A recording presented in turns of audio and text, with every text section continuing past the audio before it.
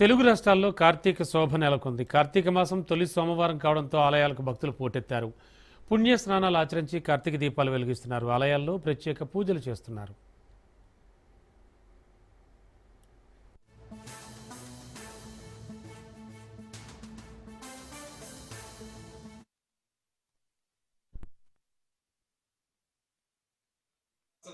మొదటి సోమవారం స్వామివారికి చాలా విశేషమైనటువంటి రోజు.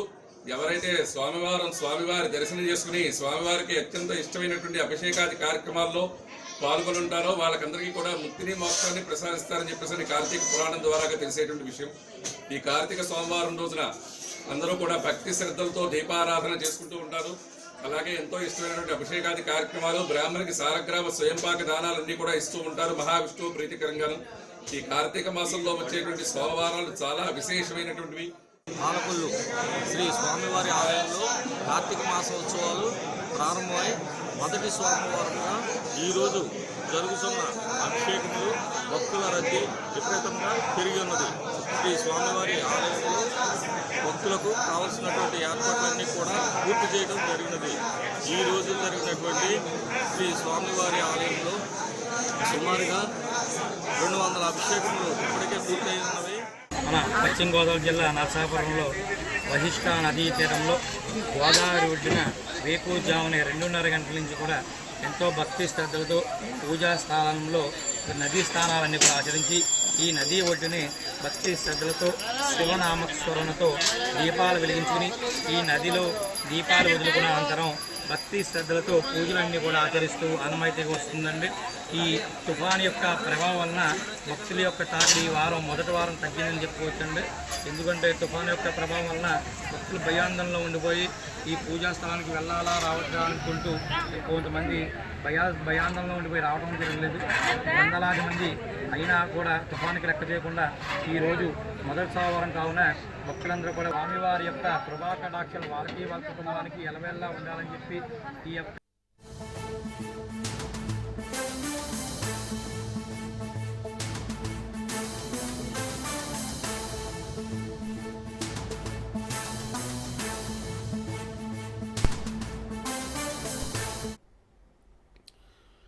ముంతా తుఫాన్ దూసుకొస్తోంది. బంగాళాఖాతంలో ఏర్పడే తీవ్ర వాయుగుండం మరింత బలపడింది. గంటకు 16 కిలోమీటర్ల వేగంతో దూసుకొస్తోంది.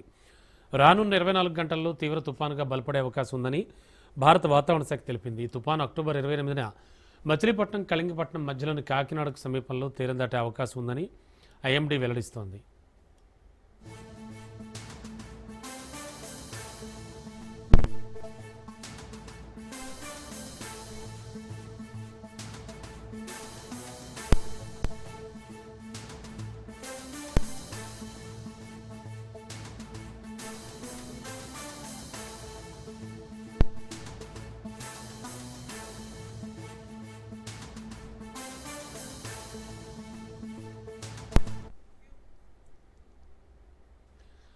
ప్రస్తుతానికి తుఫాను కాకినాడకు ఆగ్నేయంగా సుమారు 680 కిలోమీటర్లు, గోపాల్పూర్కు 850 కిలోమీటర్ల దూరంలో కేంద్రీకృతమైంది.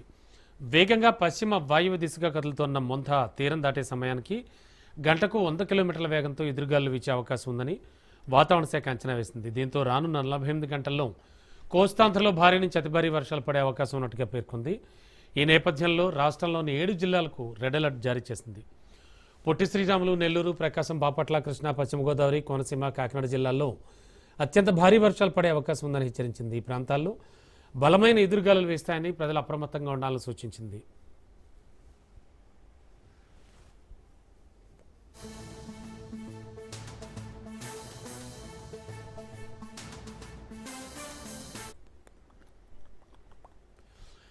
ఇక రాష్ట్రంలోని మరో 16 జిల్లాలకు కూడా ఆరెంజ్ అలర్ట్ జారీ చేశారు. ఇక మరింత అదనపు సమాచారం అందించడానికి అలాగే కాకినాడలో ప్రస్తుతం పరిస్థితి ఎలా ఉంది, తీరం దాటే అవకాశం అక్కడే ఉంది అంటున్నారు. కాబట్టి మా కరెస్పాండెంట్ దత్తు సిద్ధంగా ఉన్నారు మరిన్ని వివరాలు అందించడానికి.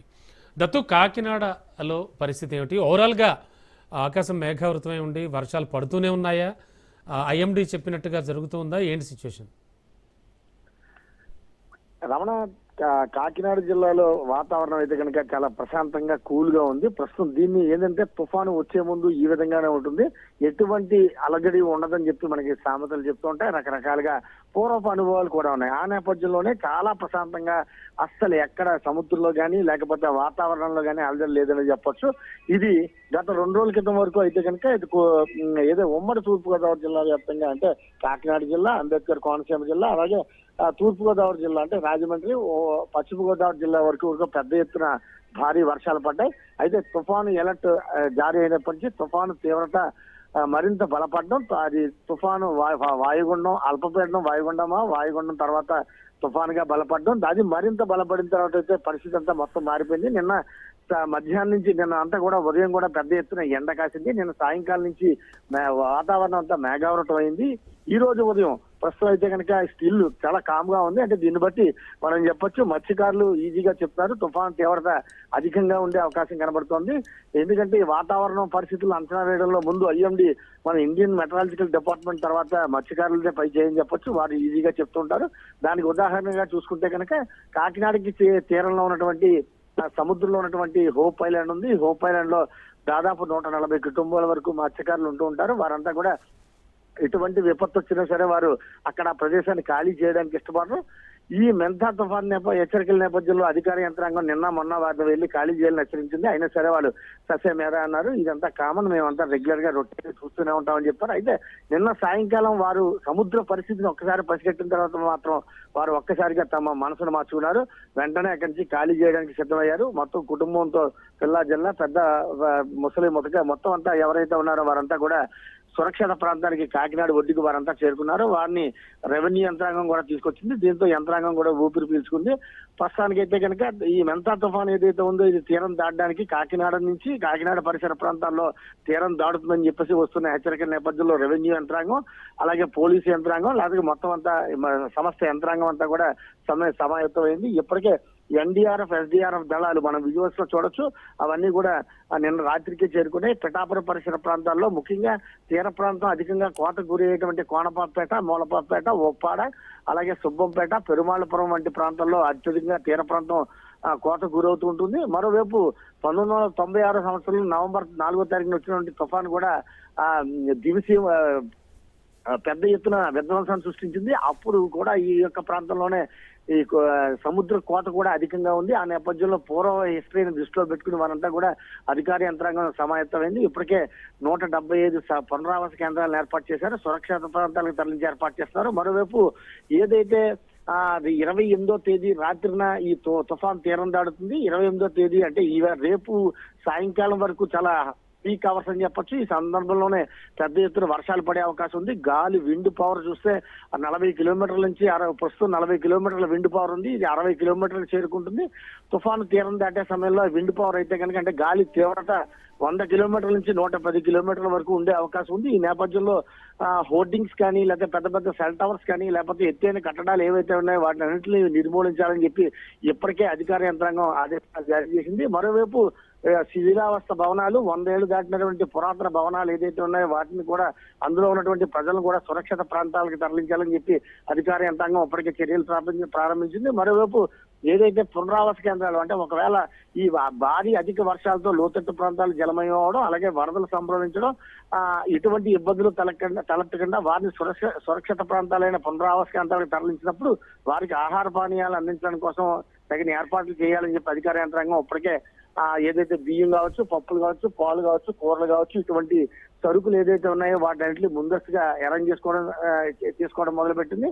అంటే ఎన్డీఆర్ఎఫ్ నేషనల్ డిజాస్టర్ మేనేజ్మెంట్ సభ్యులు ఎవరైతే ఉన్నారో ఇదండి విపత్కర పరిస్థితులు వచ్చినప్పుడు వారు ఈ ప్రజలకు సహాయం చేయడానికి అండగా ఉంటూ ఉంటారు. వారిని కూడా రంగం సిద్ధం చేసింది. పిఠాపురంలో ఇప్పటికే 3 టీముల్ని ఏర్పాటు చేయడం జరిగింది. మరోవైపు యానం ఏదైతే పుదుచ్చేరి కేంద్రపాలిత ప్రాంతం ఉందో పుదుచ్చేరి ప్రాంతం అక్కడ కూడా ఎన్డీఆర్ఎఫ్, ఎస్డీఆర్ఎఫ్ దళాలు నేను రాత్రి చేరుకున్నాయి. దీన్ని బట్టి కేంద్రం ఇంత హై అలర్ట్ గా ఉందంటే పరిస్థితి తీవ్రత ఏ విధంగా ఉండబోతోందో అన్న అంచనా వేశారన్న విషయం మనకి ఈజీగా అర్థమవుతుంది. ప్రస్తుతం అయితే కనుక 3 జిల్లాల కలెక్టర్లు ఏదైతే కాకినాడ కలెక్టర్ కావచ్చు, అంబేద్కర్ కోనసీమ జిల్లా కలెక్టర్ కావచ్చు, లేదా తూర్పుగోదావరి జిల్లా కలెక్టర్ కావచ్చు, వీరంతా కూడా సంయుక్తంగా ప్రణాళిక రచిస్తున్నారు. ఒకవేళ తుఫాను తీవ్రత ఇక్కడే తుఫాను తీరం కనుక ఇక్కడే దాటితే కనుక ఎటువంటి చర్యలు చేపట్టాలి, ప్రాణ నష్టం కావచ్చు, ఆస్తి నష్టం కావచ్చు, ఇట్లాంటివి సంభవించకుండా ముందస్తుగా మనం కంట్రోల్ చేయడానికి ఎంతవరకు చర్యలు చేపట్టచ్చు అన్న దాని మీద పటిష్టమైన చర్యలు చేపడుతున్నారని చెప్పొచ్చు. Ramana. Okay, thank you Dattu.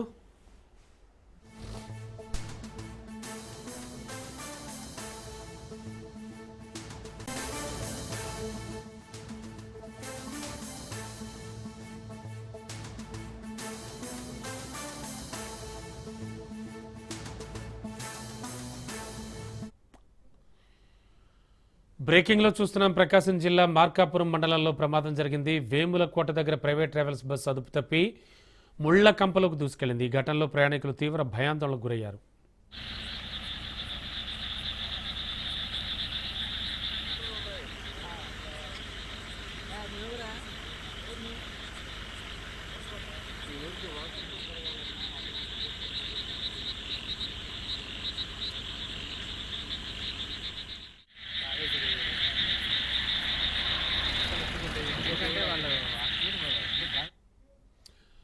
ప్రకాశం జిల్లా మార్కాపురం మండలంలో ప్రమాదం జరిగింది. వేములకోట దగ్గర ప్రైవేట్ ట్రావెల్స్ బస్సు అదుపు తప్పి ముళ్ల కంచెలోకి దూసుకెళ్లింది. ఈ ఘటనలో ప్రయాణికులు తీవ్ర భయాందోళనకు గురయ్యారు.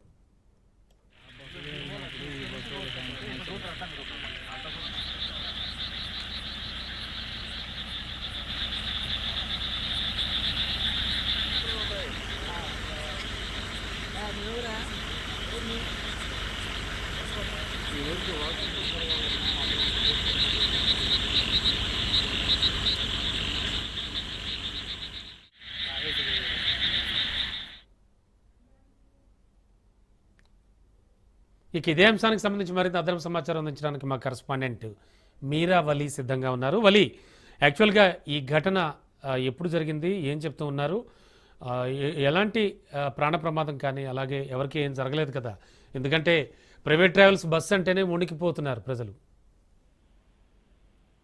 రమణ, యాక్చువల్ గా ఏదైతే మనం కర్నూలు జిల్లా శివారు ప్రాంతంలో చోటు చేసుకున్నటువంటి బస్సు సంఘటన చూసిన తర్వాత రాష్ట్ర వ్యాప్తంగా యావత్తు దేశవ్యాప్తంగా కూడా ఏదైతే ప్రమాదాలు ప్రైవేట్ ట్రావెల్స్ లో ప్రయాణిస్తే ఖచ్చితంగా ప్రమాదాలు తప్పవు అన్నట్టుగా ఒక నిర్ధారణకు అయితే ప్రజలు వచ్చినటువంటి పరిస్థితి అయితే ఈ సమయంలో నెలకొందనేది చెప్పవచ్చు. దాన్ని మరొక ముందే ప్రకాశం జిల్లా మార్కాపురం మండలం వేమలకోట వద్ద ఒక ప్రమాదం చోటు చేసుకోబోయింది. అయితే అక్కడ ఎటువంటి ప్రాణ నష్టం లేదు. వేమలకోట అంటే మార్కాపురం నుండి బెంగళూరు వెళ్తున్నటువంటి ఒక ప్రైవేట్ ట్రావెల్ బస్సు, ఏదైతే రాయల్ ట్రావెల్ బస్సు మార్కాపురం నుండి బెంగళూరు వెళ్తున్నటువంటి తరుణంలో మార్కాపురానికి కొంత కూతవేటు దూరంలో ఉన్నటువంటి ఏదైతే వేమలకోట గ్రామం వద్ద ప్రైవేట్ ట్రావెల్ బస్సు ఒక్కసారిగా సైడ్ పీకేసేయడము, ఆ సైడ్ పీకిన తర్వాత ముళ్ళకంపలు ఏదైతే బోర్డర్ కి పక్కన ఉన్నటువంటి రోడ్డు పక్కన ఉన్నటువంటి ముళ్ళ కంపల్లోకి దూసుకెళ్ళినటువంటి పరిస్థితి అయితే అక్కడ కనబడతా ఉంది. ఏదైతే అటువంటి సంఘటనలో ఎటువంటి ప్రాణ నష్టం కానీ అలాంటి ఎటువంటి ఇబ్బందులకు గురి కాకపోయినప్పటికీ కూడా ఏదైతే కర్నూలు జిల్లాలో జరిగినటువంటి సంఘటన చూసిన తర్వాత ప్రతి ఒక్కరు కూడా ప్రైవేట్ ట్రావెల్ బస్సులో ఎక్కాలంటేనే ప్రాణ భయంతో అల్లాడుతున్నటువంటి పరిస్థితి అయితే నెలకొందని చెప్పుకోవచ్చు. ఈ సంఘటనలో ఏదైతే బస్సు డ్రైవర్ కొంత చాకచక్యంగా వ్యవహరించడంతోనే అక్కడైతే ఉన్నటువంటి ప్రాంతంలో కొంత ప్రాంతం అంతా కూడా కాలువ వాతావరణం ఉంటుంది. కొంచెం ఏదైనా అదుపు తప్పినట్లయితే ఖచ్చితంగా ఇక్కడ కూడా పెద్ద ప్రాణ నష్టం వాటిల్లేటువంటి పరిస్థితి అక్కడ నెలకొని ఉంది. ఏదైతే బస్ డ్రైవర్ వ్యవహరించినటువంటి చాకచక్యానికి అయితే ఖచ్చితంగా అక్కడ ఎటువంటి ప్రాణ నష్టం వాటిల్లేదు. కానీ కొంత చిన్న చిన్న గాయాలైనట్టుగా అయితే తెలుస్తా ఉంది. వెంటనే పోలీసు అధికారులు అలానే దర్యాప్తు బృందం అక్కడికి వెంటనే చేరుకోవడం, వెంటనే పోలీసు అధికారులు ఎవరైనా ఎటువంటి చిన్న చిన్న గాయాలైన వారిని హాస్పిటల్ తరలించారు. దాంతో పాటు ఎవరైనా మామూలుగా ఉన్నటువంటి వారిని మరో బస్సులో ప్రయాణం చేసేదానికి కూడా అనుకూలంగా తీసుకెళ్లినటువంటి పరిస్థితి అక్కడ నెలకొంది. అయితే ఏదైతే కర్నూలు జిల్లాలో ఇటీవల రాష్ట్రంలో ఎక్కడెక్కడైతే జరుగుతున్న ఇటువంటి సంఘటనలు చూసిన తర్వాత ప్రైవేట్ ట్రావెల్ బస్సుల్ని ఎక్కాలంటేనే ప్రజలు భయపడుతున్నటువంటి పరిస్థితి కనబడతా ఉంది. అంతేకాకుండా రాష్ట్ర ప్రభుత్వానికి కూడా ప్రజలు కూడా ఒక విజ్ఞప్తి కూడా చేసుకుంటున్నారు. ఏదైతే ఫిట్నెస్ లేని బస్సులని ఈ రోజు ప్రైవేట్ ట్రావెల్ యాజమాన్యాలు తీసుకొస్తున్నాయో వాటిని అన్నింటినీ కూడా ఒక్కసారిగా ఇన్స్పెక్షన్ చేసి ప్రజలను తీసుకెళ్లాలి. లేని పక్షంలో ఖచ్చితంగా పెద్ద ఇబ్బందికరమైనటువంటి పరిస్థితులు ఏర్పడిపోతున్నాయి. పెద్ద ప్రాణ నష్టాలు వాటిల్లుతున్నాయి. కాబట్టి ప్రభుత్వం ఇప్పటికైనా కూడా మేలుకొని ఇటువంటి ప్రైవేట్ ట్రావెల్ బస్సుల్ని అలానే ఫిట్నెస్ లేని బస్సుల్ని ప్రజల్లోకి తీసుకురావద్దని చెప్పేసి ప్రజలందరూ కూడా ఇక్కడ విజ్ఞప్తి చేసుకుంటున్నారు. పరిస్థితి ఇక్కడ నెలకొందని చెప్పుకోవచ్చు. Okay, thank you Ali.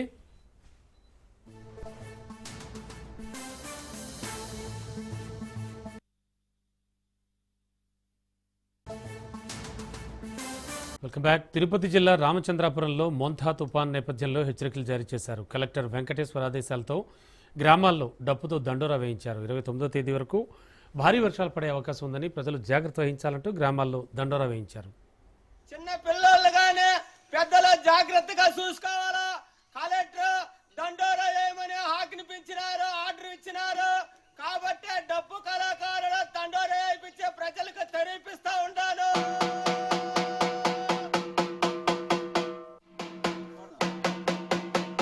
ఈ రోజు నుంచి 29వ తేదీ దాకా భారీ వర్షాలు ఉండాలి.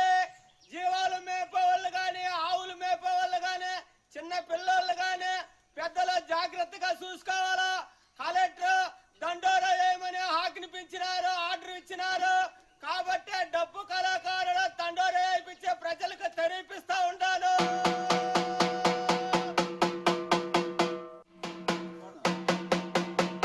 ఈ రోజు నుంచి ఇక మొంథా తుఫాన్ హెచ్చరికల నేపథ్యంలో సముద్రంలో అలల తాకిడి తీవ్రంగా ఉండడంతో ఈ నెల 29 వరకు చీరాలలో అన్ని బీచ్లను తాత్కాలికంగా మూసివేయాలని కలెక్టర్ వినోద్ కుమార్ అధికారులను ఆదేశించారు. కార్తీక మాసం కావడంతో యాత్రికులు భక్తులు పవిత్ర స్నానాలకు అధికంగా వస్తారు కాబట్టి చీరాల, వేట్లపాలెం మండలాల్లోని వాడరేవు, రామాపురం, పొట్టి సుబ్బయ్యపాలెం బీచ్లను పోలీసులు మూసివేసి సందర్శకులు ఎవరూ వెళ్లకుండా తీరం వెంబడి గస్తీ ఏర్పాటు చేశారు.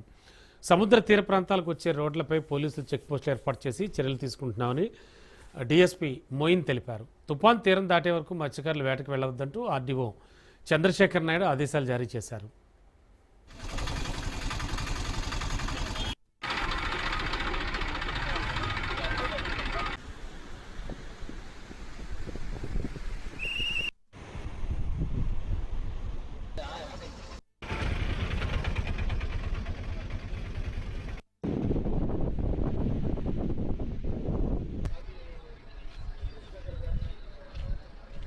ముఖ్యంగా చీరాల, వాడరేవు, కటారిపాలెం, పొట్టి సుబ్బయ్యపాలెం, రామాపురం దగ్గర బీచ్లని తదుపరి ఆదేశాల వరకు వచ్చే వరకు క్లోజ్ చేయడం జరిగింది. ఈ ఎవరు కూడా పర్యాటకులుగా కార్తీక సోమవారం సందర్భంగా, కార్తీక మాసం సందర్భంగా వచ్చేవాళ్ళు కూడా ఎవరు కూడా రాకూడదు అని చెప్పేసి విస్తృతంగా ప్రచారం చేయడం జరిగింది. అట్లాగే ఎవరు కూడా సముద్ర తీరంలోకి రాకుండా బ్యారికేడ్స్ ఏర్పాటు చేయడం జరిగింది, చెక్ పోస్ట్ ఏర్పాటు చేయడం జరిగింది. సైక్లోన్ ప్రభావంతో ఇక్కడ తీర ప్రాంతాలైన వాడరేవు, రామాపురము, పొట్టి సుబ్బయ్యపాలెము, అలాగే చిన్న గంజాం మండలంలోని మోటుపల్లి, పెద్ద గంజాం అన్ని మండలాల కేంద్రాల్లో కూడా ప్రజలను సురక్షితమైన ప్రాంతాలకు తరలిస్తున్నాము. ఈ 3 రోజులు పూర్తిగా బారికేడ్లు పెట్టి ఎక్కడ కూడా పర్యాటకులు కూడా ఎవరు రాకూడదని పూర్తిగా ఆదేశాలు జారీ చేసి ఉన్నాము. అలాగే బాలింతలు, అలాగే చిన్నపిల్లలు, వృద్ధులు, ఎక్కడైతే హౌస్ హోల్డ్స్ చాలా పక్కా బిల్లులు లేవు వాళ్ళందరినీ కూడా షెల్టర్ కేంద్రాలకు తరలిస్తున్నామండి. అక్కడ కావాల్సిన అన్ని సౌకర్యాలు కల్పిస్తున్నాము. అలాగే ఫిషర్ మ్యాన్ ఎవరన్నా కూడా సముద్ర ప్రాంతాలకు వెళ్ళుంటే పూర్తిగా రప్పించాం బ్యాక్. ఇంకెవరన్నా కూడా ఉంటే నవంబర్ 3 నుంచి తెలంగాణలో ప్రైవేట్ కాలేజీలు బంద్ కానున్నాయి. ఈ మేరకు ఉన్నత విద్యా సంస్థల సమాఖ్య సమావేశంలో కీలక నిర్ణయం తీసుకున్నారు. నవంబర్ 1లో పెండింగ్ ఫీజు రియంబర్స్మెంట్ బకాయిలు విడుదల చేయాలంటూ డిమాండ్ చేస్తున్నారు. 900 కోట్ల బకాయిలు వెంటనే విడుదల చేయాలన్నారు. అన్ని వృత్తి విద్యా కాలేజీలు, డిగ్రీ, పీజీ కాలేజీలు నిరవధికంగా బంద్ చేపట్టాలని నిర్ణయం తీసుకున్నారు. ప్రైవేటు ఉన్నత విద్యా సంస్థల బంద్ కాల్కు సంబంధించి మరింత సమాచారాన్ని మా ప్రతినిధి రాజు అందిస్తారు. ప్రైవేటు ఉన్నత విద్యా సంస్థలకు రావాల్సినటువంటి ఫీజు రీయింబర్స్మెంట్ బకాయిలు ప్రభుత్వం విడుదల చేయకపోవడంతో నవంబర్ 3వ తేదీ నుంచి నిరవధిక బంద్కు వెళ్తామనేటటువంటి పిలుపును కూడా ప్రైవేటు ఉన్నత విద్యా సంస్థల యాజమాన్యాల సమైక్య ఇచ్చినటువంటి పరిస్థితి అయితే ఉంది. ఆ ప్రైవేటు ఉన్నత విద్యా సంస్థల యాజమాన్య సమైక్య వైస్ ప్రెసిడెంట్ అల్జాపూర్ శ్రీనివాస్ గారు ఉన్నారు. సార్, మీ ప్రధాన డిమాండ్స్ ఏంది? ఇప్పటికే 2 దఫాలుగా ఈ యొక్క బంద్ను పోస్ట్ పోన్ చేసినటువంటి పరిస్థితి అయితే ఉంది. మీ డిమాండ్లు ఇప్పటికీ పూర్తి స్థాయిలో నెరవేరినట్లు కనిపిస్తా ఉన్నాయి. రాష్ట్ర చరిత్రలో అన్ని విద్యారంగంలోని అన్ని వర్గాలన్నీ కూడాను, ఇంటర్మీడియట్, పోస్ట్ మ్యాట్రిక్ మొత్తం కూడా అన్ని సంస్థలను కూడాను, ఇంజనీరింగ్ కావచ్చు, ఫార్మసీ, నర్సింగ్, బిఎడ్, లా, పారామెడికల్, అన్ని సంస్థలన్నీ కూడా సంఘాలు ఒక సంఘంగా ఫాతిగా ఏర్పడి గత 4.5 సంవత్సరాలుగా ఈ యొక్క రాష్ట్ర ప్రభుత్వం ఇవ్వనటువంటి ఒక ట్యూషన్ ఫీజులు, బకాయి పడ్డటువంటి ట్యూషన్ ఫీజులు వెంటనే రిలీజ్ చేయాలని చెప్పేసి మేము ఉద్యమానికి రూపకల్పన చేసుకోవడం జరిగింది.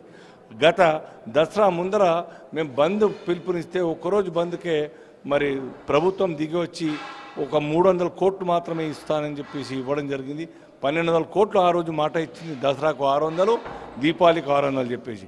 కానీ కేవలం 300 పై చిరుకు మాత్రమే కోట్లు ఇవ్వడం జరిగింది. దీన్ని మరి రాష్ట్ర ప్రభుత్వం సీరియస్గా తీసుకోవాలి. మా యొక్క విద్యా సంస్థలు కేవలం ఒక 1500, 1200, 2000 విద్యా సంస్థలు మాత్రమే కాదు, ఎంటైర్ 22 లక్షల విద్యార్థుల కుటుంబాల యొక్క ఉద్యమం. ఇది సామాజిక ఉద్యమంగా పరిణమించేటువంటి ప్రమాదం ఉన్నది. 25 లక్షలంటే 1/4 ఆఫ్ ది పాపులేషన్.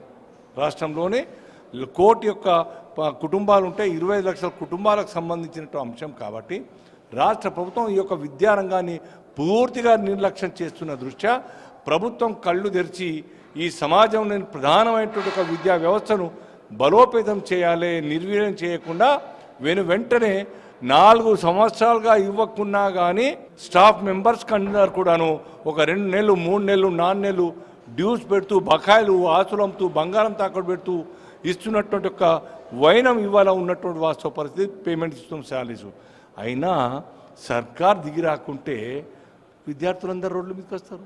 దాని తర్వాత పేరెంట్స్ వస్తారు, లక్షలాది మంది. ఒకవేళ 3 నవంబర్ లోపల మా డబ్బులు ఇవ్వనట్టయితే, ఫస్ట్ లోపల 3 నుంచి ఎంటైర్ నేను చెప్పినటువంటి 11, 14, 15 యొక్క రంగాల విద్యార్థి సంఘాల యొక్క నాయకత్వంలో రాష్ట్రంలో విద్యా సంస్థలని బంద్ మరి నిరవధికంగా పాటించడానికి నిర్ణయం ఇప్పుడే పతిలో తీసుకోవడం జరిగింది.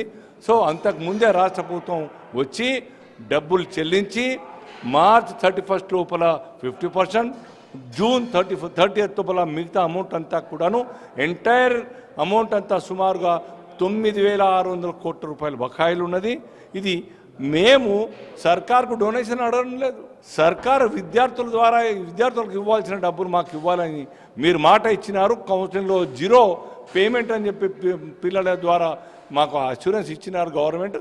ఆ డబ్బులే ఇవ్వమని చెప్తున్నాం. ఇవ్వనందుకు రాష్ట్రంలో విద్యారంగం దెబ్బతింటుంది, విద్యా ప్రమాణాలు దెబ్బతింటాయి. దాని ప్రభావం విద్యార్థుల భవిష్యత్తు మీద పడుతుంది. దాని తర్వాత వారి యొక్క పేరెంట్స్కు మెంటల్ ఎగోని తయారవుతుంది. ఈ సమస్యల నుంచి బయటపడాలంటే ఈ యొక్క రంగాన్ని పట్టించుకొని ఈ యొక్క ట్యూషన్ ఫీజు చెల్లించి విద్యారంగం మీద దృష్టి పెట్టాల్సిందిగా మేము డిమాండ్ చేస్తూ ఉన్నాం. మనతో పాటు మైనార్టీ విద్యా సంస్థలకు సంబంధించినటువంటి యాజమాన్యాలకు చెందినటువంటి వారు ఉన్నారు. సార్ మీ పేరు? నా పేరు మొహమ్మద్ గౌస్. నేను మైనారిటీ కాలేజ్ అసోసియేషన్ ప్రెసిడెంట్ని. అయితే ఇంతకుముందు విడుదల చేసినటువంటి ఫీజులో మైనారిటీ కాలేజెస్లకు అసలు అమౌంట్, స్కాలర్షిప్ అమౌంట్ రాలేదు. అయితే మాది ఈ ప్రభుత్వంతో వినమ్రంగా మేము రిక్వెస్ట్ చేసే ఏంటంటే, రాష్ట్రంలో ఉన్నటువంటి అన్ని ముస్లిం మైనారిటీలు ఏకతాటిపై నిలబడి ప్రభుత్వానికి సపోర్ట్ చేసాయి. తర్వాత ఎప్పుడైతే డబ్బులు రిలీజ్ చేశారో దాంట్లో మైనారిటీస్కి అసలు అమౌంట్ పడలేదు. మా రిక్వెస్ట్, దయచేసి ఫస్ట్ మైనారిటీ కాలేజెస్కి ఈ దఫా విడుదలైనప్పుడు స్కాలర్షిప్స్ క్లియర్ చేయాలని మనవి చేస్తున్నాం. ఇప్పటి వరకు 300 కోట్ల రూపాయలు ప్రభుత్వం విడుదల చేసింది. అందులో ఏమాత్రం రాలేదు. ఇంతకుముందు విడుదల చేసినటువంటి 300 కోట్లలో మైనారిటీ కాలేజెస్కి అసలు ఏ అమౌంట్ కూడా రాలేదు. ఏ మైనారిటీ కాలేజీ కూడా, ఈవెన్ ఒక మైనారిటీ కాలేజీకి 93,000 రూపాయల బిల్లు ఉన్న ఆ బిల్ కూడా రాలేదు దాంట్లో. సో దయచేసి ఇమీడియట్గా మైనారిటీ కాలేజెస్కు రిలీజ్ చేయాలని. ఎందుకంటే ఇప్పటికీ కూడా రాష్ట్రంలో ఉన్న మైనారిటీ కాలేజీలు అందరూ కూడా ఏకతాటిపై నిలబడి ఈ ప్రభుత్వానికి సపోర్ట్ చేస్తున్నాయి. ఇది ఓవరాల్గా పూర్తి స్థాయిలో కూడా అటు ఉన్నత విద్యా సంస్థలు నిరవధికంగా బంద్ నిర్వహిస్తాం, అంతేకాకుండా వివిధ రూపాల్లో కూడా ప్రభుత్వం పైన నిరసన తెలుపుతామనేది కూడా చెప్తున్నటువంటి పరిస్థితి అయితే ఉంది. కెమెరా పర్సన్ శ్రవంతో రాజు న్యూస్.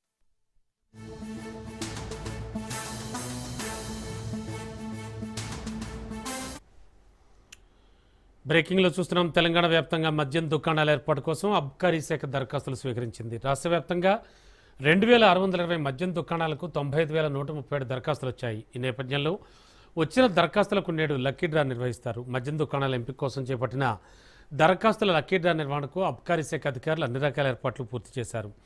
ఉదయం 11 గంటలకు ఆయా జిల్లాల కలెక్టర్ల సమక్షంలో లక్కీ డ్రా నిర్వహిస్తారు. ఈ లక్కీ డ్రాలో మద్యం దుకాణాలు ఎవరికి దక్కుతాయో తేలనుంది.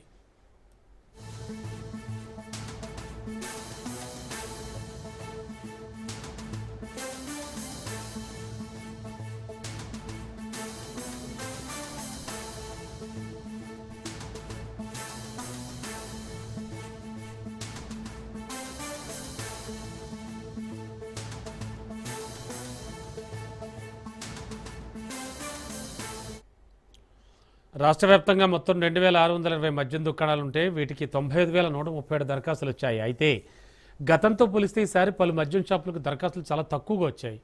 మొత్తం దరఖాస్తులు 300లకు పైగా నగర పరిసరాల్లోనే నమోదయ్యాయి. హైదరాబాద్, సికింద్రాబాద్, మేడ్చల్, మల్కాజ్గిరి, సరూర్ నగర్, శంషాబాద్, ఎక్సైజ్ జిల్లాల్లోని 615 దుకాణాలకు గాను 33,835 దరఖాస్తులు వచ్చాయి. సరూర్ నగర్లో 134 షాపులకు 7,845 దరఖాస్తులు, శంషాబాద్లో 100 షాపులకు 8,536, మల్కాజ్గిరిలో 88 షాపులకు 5,128 దరఖాస్తులు, మేడ్చల్లో 114 షాపులకు 6,063 దరఖాస్తులు వచ్చాయి.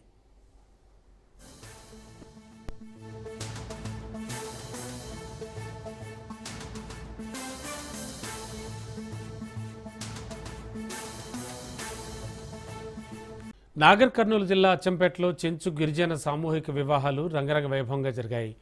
వనవాసి కళ్యాణ్ పరిషత్ అలాగే రెడ్ క్రాస్ సంస్థల ఆధ్వర్యంలో నిర్వహించినటువంటి ఈ మహోత్సవంలో మొత్తం 111 జంటల వివాహ బంధంతో ఒక్కటయ్యారు. ఈ కార్యక్రమానికి Telangana governor Jishnudev Varma, high court judge Madhavilatha ముఖ్య అతిథులుగా హాజరై కొత్త జంటలకు ఆశీర్వచనాలు అందజేశారు. వధూవరులకు వనవాసి కళ్యాణ్ పరిషత్ నూతన వస్త్రాలు, అవసరమైన వస్తువులు అందజేశారు. వేద పండితుల మంత్రోచ్చారణల మధ్య సాంప్రదాయబద్ధంగా వివాహాలు పూర్తయ్యాయి. చెంచు గిరిజనుల అభ్యున్నతికి ఇలాంటి సామూహిక వివాహాలు ఆదర్శమని గవర్నర్ తెలిపారు.